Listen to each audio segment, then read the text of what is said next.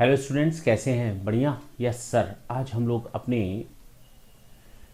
Tax rates की बात करेंगे। एक नया चैप्टर टैक्स रेट। उम्मीद करते हैं आप लोगों ने अब तक जितनी भी चीज़ें देखी हैं उनमें अब इश्यू आ रहा होगा टैक्स रेट्स का। कब हम किस जगह पर कौन सा टैक्स रेट लगाएं वो इश्यू आता है। सर आपने ना पीजीबीपी में कुछ टैक्स रेट्स बताए थे। Yes, those were the specific rates.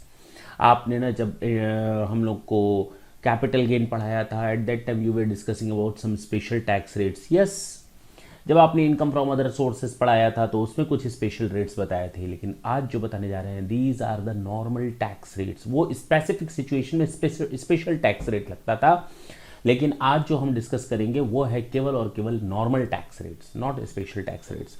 तो ये नॉर्मल टैक्स रेट्स क्या होते हैं? जैसे आपने सुना होगा, जब हमने आपको पर्सन की डेफिनेशन बताई थी तो उसमें बताया था they are 7 types of person. Yes और नो? हाँ सर। उस 7 टाइप ऑफ पर्सन्स में मैंने बताया था एक इंडिविजुअल होता है, एक एचयूएफ होता है, एक फर्म है, एक एओपी बीओआई है, कंपनी है, लोकल अथॉरिटी है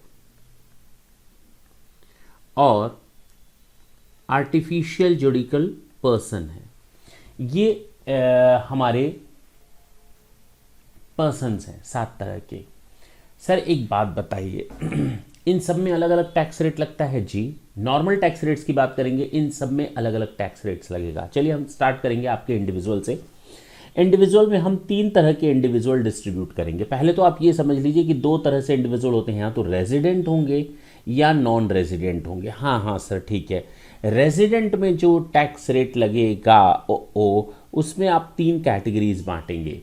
60 ईयर्स तक के लिए एक, 80 ईयर्स तक के लिए 80 प्लस वालों के लिए एक, यानी 3 स्पेशल टैक्स रेट्स है। 3 अब आप कहेंगे sir special tax rate means special categories बांटी गई हैं इंडिविजुअल की। 60 ईयर्स तक के इंडिविजुअल के लिए अलग टैक्स रेट्स का स्लैब है। 80 ईयर्स तक 60 टू 80 के बीच में फॉल करने वाले जो इंडिविजुअल्स हैं उनके लिए अलग टैक्स स्लैब्स बने हुए हैं, और 80 प्लस वालों के लिए, सुपर सीनियर सिटीजन्स के लिए अलग टैक्स स्लैब बने हुए हैं। और नॉन रेसिडेंट में क्या फ़र्क आ जाता है वो मैं आपके सामने अभी रखता हूं। सबसे पहले हम लोग इंडिविजुअल की बात करते हैं। जब हम इंडिविजुअल की बात करेंगे तो एवरी इंडिविजुअल जिसमें नीचे की 2 कैटेगरीज को छोड़ दें। नीचे की 2 कैटेगरीज क्या है? 60 ईयर्स वाली और 80 ईयर्स वाली। ओके, तो नीचे की 2 कैटेगरीज को छोड़ दें और सेम वही चीज एप्लीकेबल होगी एचयूएफ के लिए। सेम यही कैटेगरी एप्लीकेबल होगी एचयूएफ के लिए। यानी अगर मैं बोलूं इंडिविजुअल और एचयूएफ के लिए यही कैटेगरी एप्लीकेबल होगी। वो भी इंडिविजुअल कौन सा? एक अप टू 60 ईयर्स वाला, रेजिडेंट हो या फिर नॉन रेजिडेंट हो, कोई भी हो। यानी नॉन रेजिडेंट को फिर बी और सी की कैटेगरी में नहीं देखना है। यानी ये जो बी कैटेगरी है ये केवल और केवल रेजिडेंट 60 ईयर्स और सी कैटेगरी रेजिडेंट 80 ईयर्स वालों के लिए एप्लीकेबल है। यानी हम जो आपको बोलना चाहते हैं कि अगर मैं आपके सामने रखूं इंडिविजुअल की कैटेगरी, तो आप प्लेन 3 कैटेगरी रखिए। Resident, resident, resident, 60 years up to 60 plus and 80 plus. इसी कैटेगरी को हम रख देते हैं यहां पर। सेम यही नॉन रेजिडेंट के लिए भी यही सिस्टम एप्लीकेबल होगा। और अगर मैं कहूं कि यही सिस्टम हमारा एप्लीकेबल होगा एचयूएफ के लिए, तो आपका एक तीर और कई निशाने हो गए। एनआर इंडिविजुअल के लिए भी, अप टू 60 ईयर्स वाले इंडिविजुअल के लिए भी, और एचयूएफ के लिए भी यही टैक्स रेट्स लगेंगे। कौन सी कैटेगरी वाले? ए कैटेगरी वाले। बी और सी को 2 मिनट के लिए छोड़ देते हैं। कहता है अगर किसी पर्सन जो इंडिविजुअल है, रेजिडेंट है या नॉन रेजिडेंट है, कोई दिक्कत नहीं है, एचयूएफ है, उनकी इनकम का फर्स्ट 2,50,000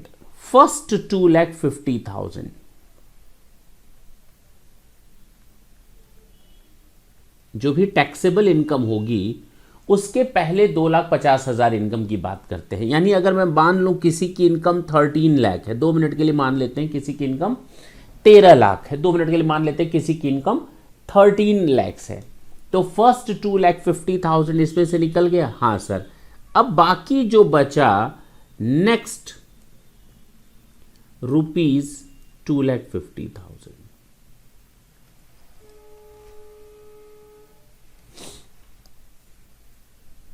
नेक्स्ट ₹5 लाख, और इसी में से रेस्ट ऑफ द इनकम।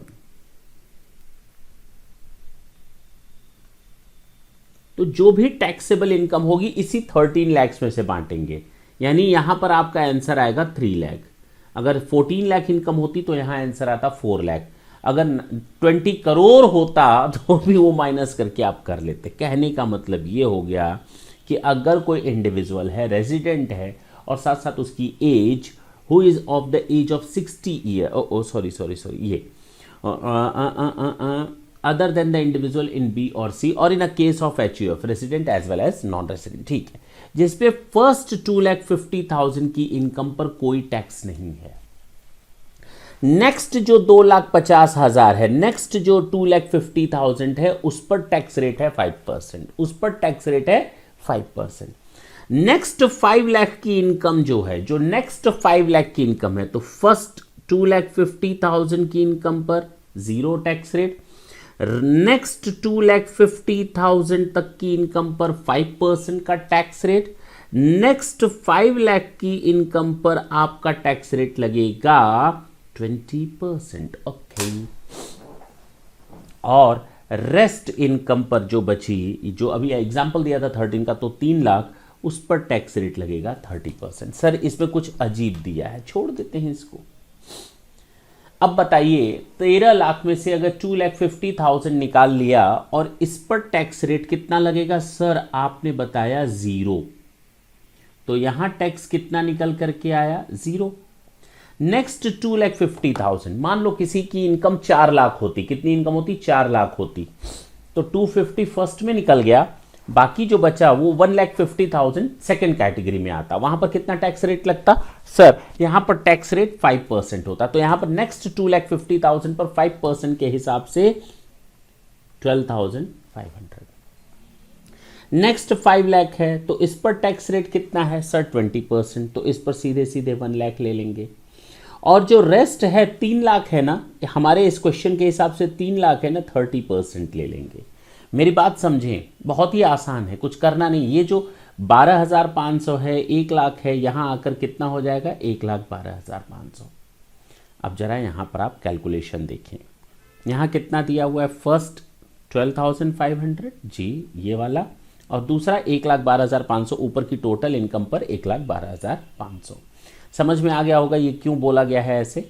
तो कहा गया अगर किसी की एज up to 60 years है, not more than 60 years, and it is a case of the plain resident individual, तो उस केस में फर्स्ट 2,50,000 तक नील, रेस्ट 2 लाख, नेक्स्ट 2,50,000 पर 5% का टैक्स रेट लगेगा, इसी को स्लैब कहते हैं, और नेक्स्ट 5 लाख पर 20% का टैक्स रेट लगेगा, और रेस्ट ऑफ द इनकम पर आपका 30% का टैक्स रेट लगेगा। That is done done done done जी सर।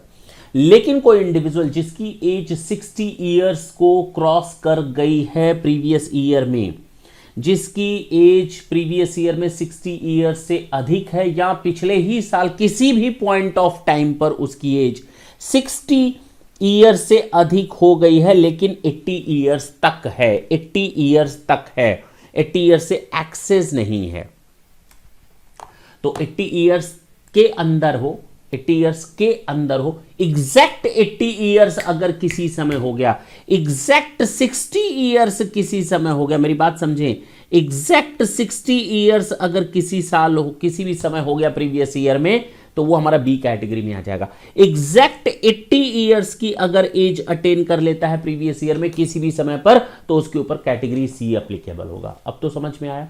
तो 60 ईयर्स से कम वहां पर है, 60 ईयर्स और less than 80 years B category में, 80 ईयर्स और मोर सी कैटेगरी में जी। तो अगर मैं बात करूं अब 60 to 80 ईयर्स की, तो केवल कहा गया कहा गया कि ये जो 2,50,000 है ना, अब हम इसको लिख देंगे 3 लाख और इसको लिख देंगे 2 लाख। अब बात समझ में आई? बस बस बस बस बस बस, इससे ज़्यादा कोई चेंज नहीं होगा। बाकी each and everything is same, each and everything is same.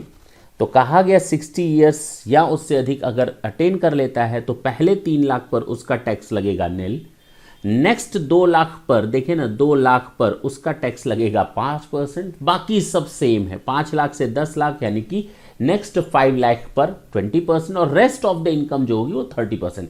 The rest of the things are same except these two. जो मैंने कट करके रेड लिखा है बस वो चेंज हो जाएगा। अगर कोई रेजिडेंट इंडिविजुअल पिछले साल 60 ईयर्स की एज को अटेन कर लेता है किसी भी समय, या 60 ईयर्स से अधिक है लेकिन 80 साल से कम है, 80 ईयर्स से लेस देन है, तो उस केस में ये सिस्टम एप्लीकेबल हो जाएगा। कोई चीज़ की फर्क है नहीं, कोई टेंशन है नहीं। 80 ईयर्स की बात करें, हाँ कोनो फर्क नहीं पड़ेगा भाई, सीधे सीधे 5 लाख पर निल कर दो ना। ये दोनों उठाकर गवर्नमेंट ने कहा हम इन दोनों केसेस में कर देंगे 0, इन दोनों केसेस में कर देंगे 0। अगर कोई 80 साल से अधिक है तो फर्स्ट 5 लाख की इनकम पर हो जाएगा 0। लास्ट के 2 पॉइंट तो वैसे ही कॉपी पेस्ट होंगे, nothing else. Okay, got it. देखो ना, 5 लाख तक 0 है, 5 लाख से 10 लाख पर 20%, 10 लाख से अधिक है तो 30%। Yes sir. तो हमने कहा कि अगर नॉन रेसिडेंट इंडिविजुअल की बात करेंगे तो कौन सा सिस्टम लगेगा? ए वाला लगेगा। एचयूएफ के ऊपर कौन सा सिस्टम लगेगा? ए वाला ही लगेगा। सर कुछ बचा क्या? नको, कुछ भी नहीं बचा। अब हमारे इंडिविजुअल और एचयूएफ के केस में सरचार्ज वगैरह मैंने भी कुछ नहीं बताया है। ये दोनों पॉइंट आपके टैक्स रेट्स के क्लियर हो गए। सोचिए कितना जल्दी खत्म हो गया। अब बात करें, थोड़ा आगे बढ़ते हैं। सरचार्ज, एक फॉर्मेट देख लें। देखें, जब भी हम टैक्स कैलकुलेट करेंगे ना, पहले इनकम टैक्स जो स्लैब रेट दिए हैं उसमें सरचार्ज ऐड हो जाता है, उसमें एचईसी ऐड होता है। यानी आप 3 चीजें लेकर के चलते हैं। टैक्स कैलकुलेशन होता है, इनकम टैक्स का कैलकुलेशन होता है नॉर्मल टैक्स रेट्स को यूज करते हुए, उसमें हम सरचार्ज ऐड करते हैं अगर एप्लीकेबल होता है तो। वो अब हम देखने जा रहे हैं कब एप्लीकेबल होगा। उसमें हम ऐड करेंगे एचईसी, तब जाकर आपका निकलेगा टोटल टैक्स। इसमें से रिलीफ दे देते हैं अंडर सेक्शन 87A। देखेंगे थोड़ी देर बाद, टेंशन लेने की जरूरत नहीं है, ठीक है ना। देखें क्या है ये सरचार्ज, क्या है इंडिविजुअल पर।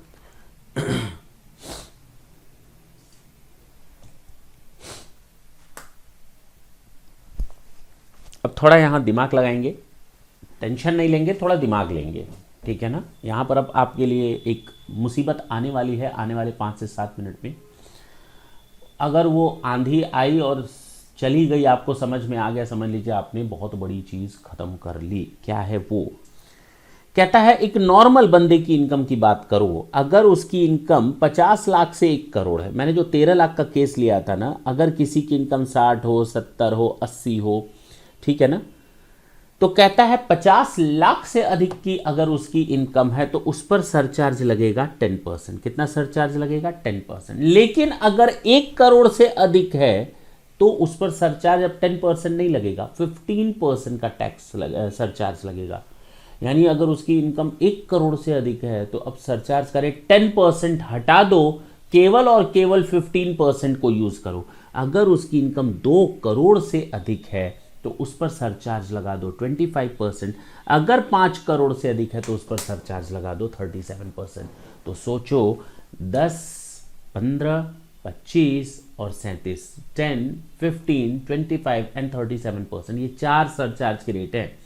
50 lakhs to 1 crore 10%, 1 crore to 2 crore 15%, 2 crore to 5 crore 25% and about 5 crore 37%। ये सरचार्ज के रेट है, नॉर्मल नॉर्मल नॉर्मल। अब आते हैं, अगर किसी बंदे की इनकम में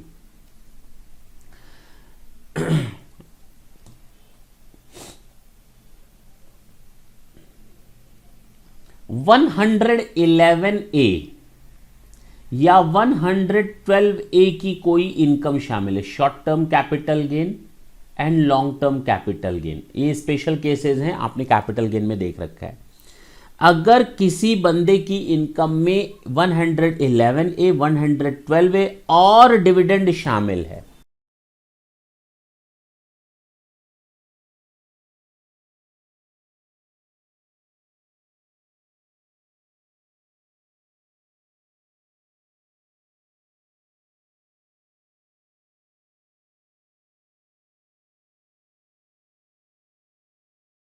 मैं फिर से बोल दूं, फिर से एक बार क्लियर कर दूं, नॉर्मल अगर इनकम है जिसमें 111A 112A और डिविडेंड इनकम शामिल नहीं है, तो जो भी टैक्स रेट्स आपको बताए गए थे, सरचार्ज बताए गए थे, सब वही लगेगा।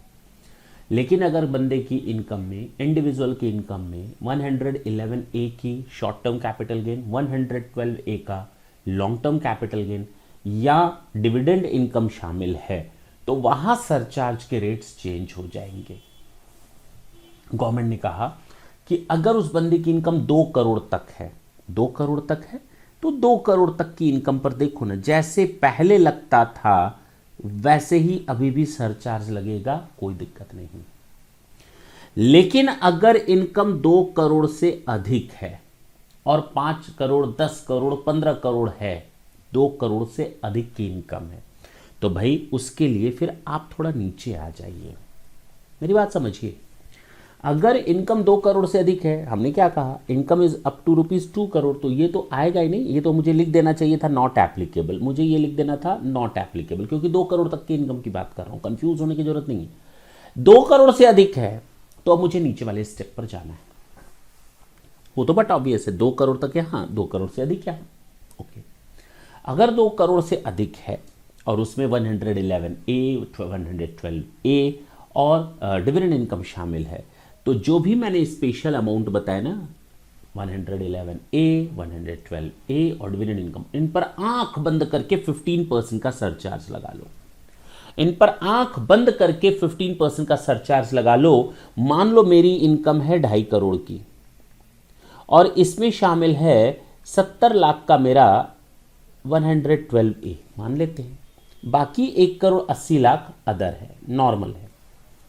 तो कहा गया इस पर आंख बंद करके 15% का सरचार्ज लगा लो और बाकी इनकम देखो। अगर बाकी बची हुई इनकम 2 करोड़ तक की बची हुई इनकम है तो उस पर 15% का सरचार्ज लगा लो। हो सकता है ये आपका 2 करोड़ से अधिक की इनकम बची हुई हो, 3.5 करोड़ होता, उसमें से 70 लाख निकाल दो, 2 करोड़ से अधिक की टोटल इनकम बची हुई है, वो सरचार्ज स्पेशल 15% का लगाने के बाद, तो भाई उस पर सरचार्ज लगा दो 25%, बात खत्म करो, बहुत ही सिंपल है। 10, 15, 25, 37 नॉर्मल सरचार्ज, जहां पर 111A 112A और डिविडेंड शामिल नहीं है। बड़ा आसान था, 50 लाख से 1 करोड़, 1 से 2, 2 से 5, 5 से अधिक। लेकिन जहां पर ये 111A 112A और डिविडेंड की इनकम शामिल है और टोटल इनकम 2 करोड़ तक का है टैक्सेबल इनकम, तो कहा गया 10% 15% वैसे ही लगाओ जैसे लगाते आए हैं। लेकिन अगर 2 करोड़ से अधिक है तो कहा गया जो भी ये 111A 112A और डिविडेंड इनकम है उस पर सरचार्ज लगा दो 15%। बाकी बची हुई इनकम अगर 2 करोड़ तक बचती है तो 15%, 2 करोड़ से अधिक बचती है तो 25% आप सरचार्ज लगा दो। प्रॉब्लम कितने है, बात समझ में आई। लेकिन अगर 5 करोड़ से अधिक इनकम बचती है बैलेंस तो 37%। अच्छा, आते हैं individual is okay complete. HEC आपके दिमाग में आ रहा होगा तो हमेशा याद रखेंगे एचईसी 4% होता है। एचईसी ये बोला ना, टैक्स हो गया, सरचार्ज हो गया, इन दोनों का टोटल जो भी होगा उसका 4% होता है। हायर एंड एजुकेशन सेस,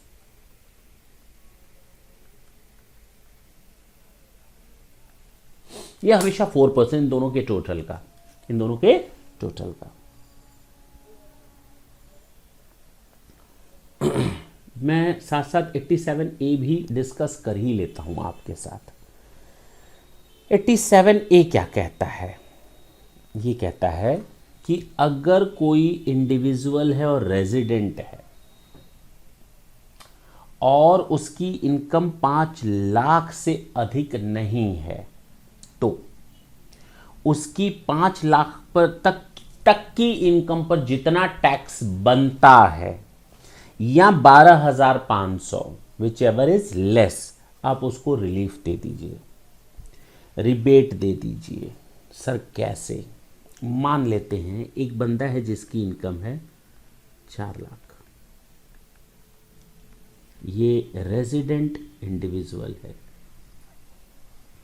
अब इसकी इनकम 5 लाख से कम है, हाँ, इस पर जो टैक्स बनेगा 2,50,000 तक बनेगा नील, रेस्ट 1,50,000 पर बनेगा 5%,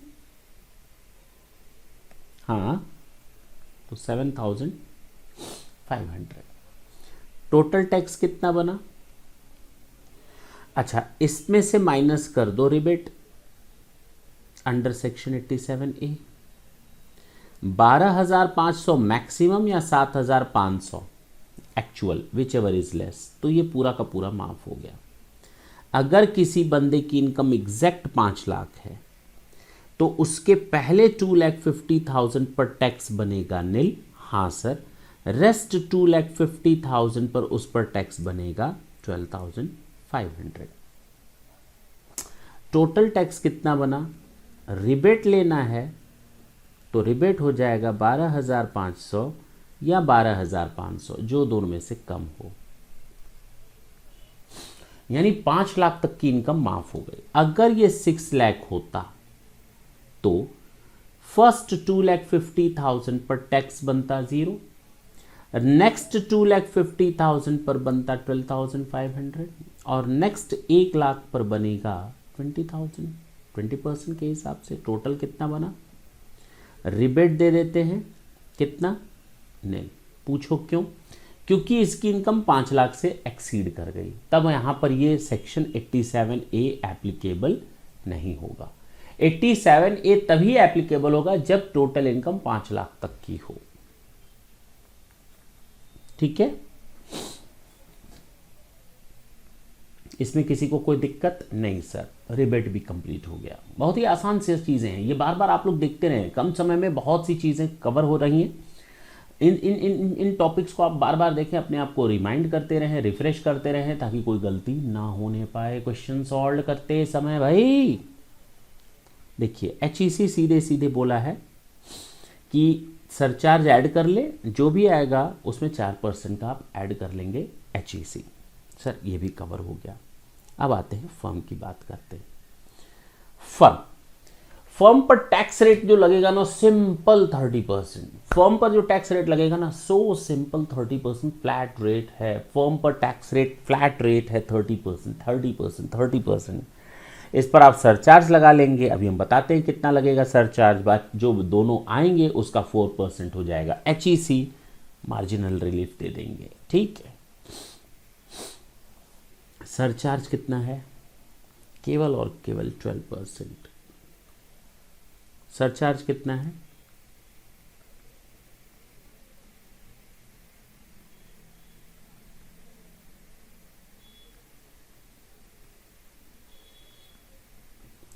अगर 1 करोड़ से अधिक की इनकम है तो सर इंडिविजुअल में आपने थोड़ी देर पहले जब कैलकुलेशन किया था तो सरचार्ज नहीं दिया था। यहां पर आप भूल गए थे क्या?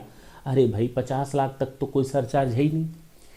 इंडिविजुअल के केस में अप टू ₹50 लाख तक तो कोई सरचार्ज है नहीं। मैंने तो कोई अमाउंट लिया ही नहीं था ऐसा जिस पर सरचार्ज कैलकुलेट करना पड़े।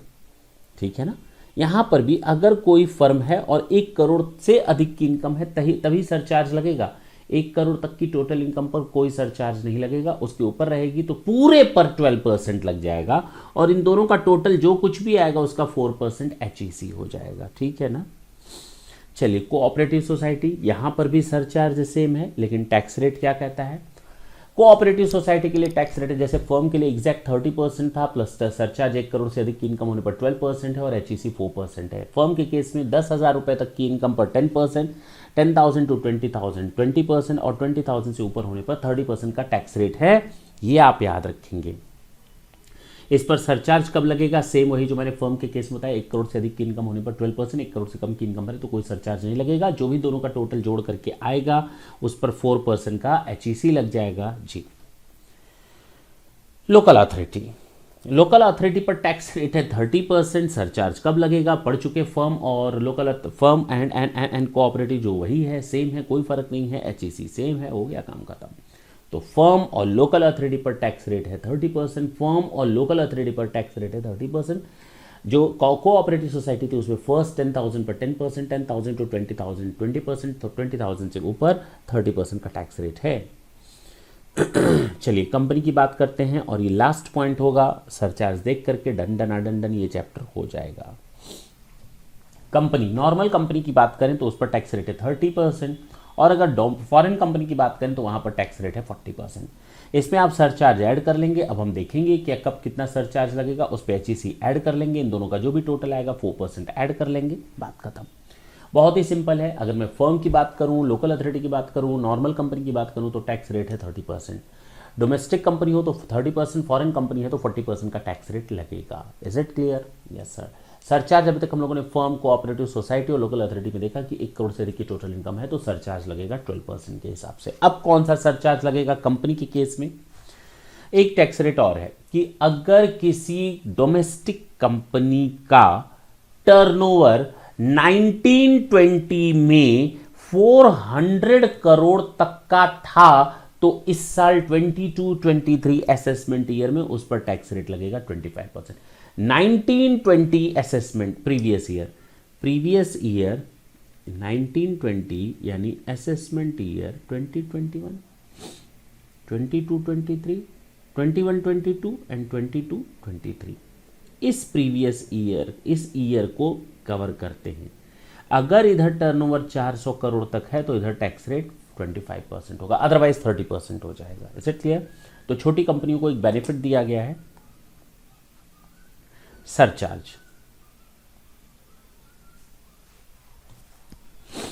सरचार्ज क्या कहता है? सरचार्ज क्या कहता है?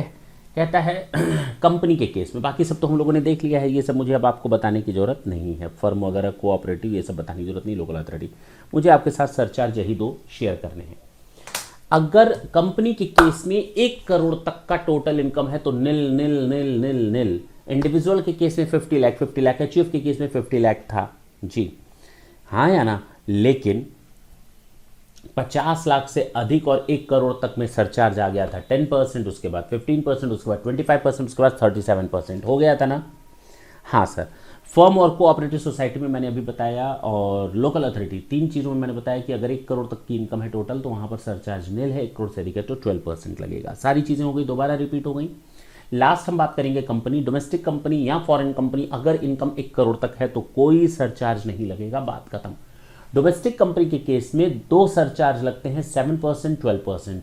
फॉरेन कंपनी के केस में 2 सरचार्ज लगते हैं, 2%, 5%। बस इनकम की कैटेगरी 1 करोड़ से अधिक, 10 करोड़ तक, 10 करोड़ से अधिक, बात खत्म। 1 करोड़ तक कोई सरचार्ज नहीं है, 1 करोड़ से 10 करोड़ तक, 1 करोड़ से 10 करोड़ तक आपका जो इनकम रहेगा उस पर सरचार्ज लगेगा 7% डोमेस्टिक कंपनी के केस में, फॉरेन कंपनी के केस में 2%। 10 करोड़ से अधिक की अगर टोटल इनकम है तो सीधे आपका सरचार्ज डोमेस्टिक कंपनी के केस में हो जाएगा 12% और फॉरेन कंपनी के केस में हो जाएगा 5%। That's it, done. कुछ भी नहीं बचा। मैंने क्या बोला? 1 करोड़ तक की इनकम है, भैया किनारे हो जाओ, कोई सरचार्ज नहीं। 1 करोड़ से 10 करोड़ तक की इनकम है तो डोमेस्टिक कंपनी में 7%, 10 करोड़ से अधिक है तो 12%। फॉरेन कंपनी है 1 करोड़ तक निल, 10 करोड़ तक है 1 करोड़ से अधिक है तो 2%, अदरवाइज 5%। ये 2 पॉइंट क्या कहते हैं? Rounding off income and rounding off tax. मान लीजिए आपकी टोटल इनकम आती है 8,53,127, तो गवर्नमेंट कहती है भैया ऐसे ना करो, इसको नेक्स्ट जो नियरेस्ट मल्टीपल 10 हो इसको आप अपनी इनकम मान लो इतना, ठीक है ना? कितनी इनकम मान लो? 10 तक। अच्छा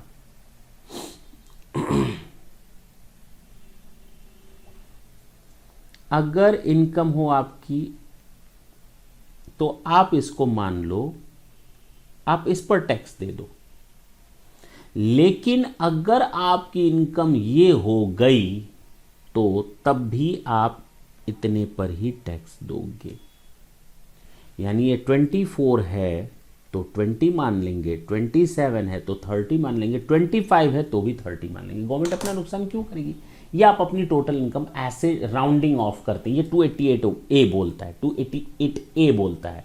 एक सेक्शन है 288B जो टैक्स को राउंड ऑफ करता है। सेम वही पॉइंट है, सेम वही पॉइंट है। 5 रुपए को देखो ले करके चला है, जिस तरह हमने यहाँ पर 5 रुपए, मान लो यही टैक्स होता, आपका टैक्स कैलकुलेट होकर क्या आता 853,127, तो नियरेस्ट 10 रुपीज तक ले जाते।